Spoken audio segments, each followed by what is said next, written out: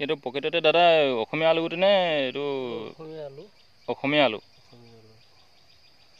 আৰু এই খেতিটো কোন জেগাত পতা হৈছে এইটো চুঙা গাঁও একলা শান্তিপুৰ গাঁও ডিষ্ট্ৰিক্টটো অকণমান কৈ দিব নেকি ডিষ্ট্ৰিক্ট গোলাঘাট ডিষ্ট্ৰিক্টৰ গোলাঘাট ডিষ্ট্ৰিক্ট ধনশিৰি মহকুমা যেনেকি বাৰু হয় ধনশিৰি আজিকালি অসমৰ জিলা হৈছে অঁ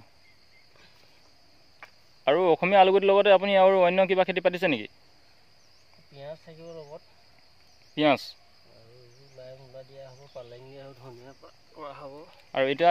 এই গোটেই মাটিডোখৰলৈ আপুনি কিমানমান আলু অনা হৈছে 40 কেজি 45 কেজি এইটো 35 কেজি অনা হৈছে 35 কেজি অনা হৈছে আৰু এই মাটিডোখৰ আপুনি চহতে কওঁতে ধৰি লওক আপোনাৰ কিমানমান এটা খৰচ হৈছে বা কেঁচা হাল বোৱা হৈছে বা আৰু ইয়াত এতিয়া আপুনি কি বস্তু মানে ব্যৱহাৰ কৰিছে DAP ইউৰিয়া পটাছ বা এলডেক্স তেনেকুৱা ধৰণৰ কোনো কিবা ঔষধ আপুনি ব্যৱহাৰ কৰিছে নেকি মাটি আমি 3 চাহ মাৰিছোঁ এক চাহ প্লাৱত দিছোঁ 2 চাহ লতাৰত দিছোঁ তাৰপিছত গোবৰ দিছোঁ লগত DAP দিছোঁ বৰ্তমান আলু দিয়াৰ পিছত কিবা ফুটা আগে এইটো এলডেক্স দিয়া হ'ব ৰুবৰ কাৰণে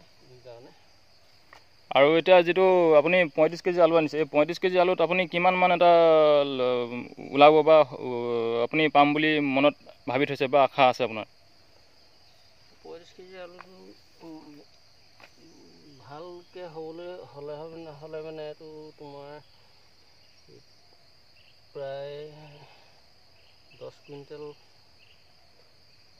কুইণ্টেল আলু ওলাব 35 কেজিত 10-12 কুইণ্টেল হয় আৰু আপোনাৰ এইটো কেতিয়াৰ পৰা আপুনি আলু খেতিত জড়িত এইটো আজিৰ পৰা 5 বছৰ আগৰ পৰা কৰি থোৱা হৈছে 5 বছৰ আগৰ পৰাই আপুনি আলু খেতিত মানে ব্যস্ত হয় ভাল লাগিলে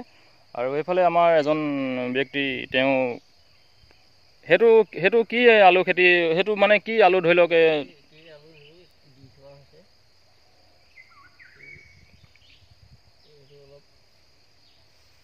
এইটো ৰংপুৰীয়া আলু বুলি কয় হয় তেওঁ যিটো দি আছে সেইটো তাৰমানে ৰংপুৰীয়া আলু আৰু আপুনি যিটো দি আছে আচলতে সেইটো অসমীয়া আলু বাৰু দাদা আকৌ পাছত লগ পাম ধন্যবাদ থাকিল দুইলৈকে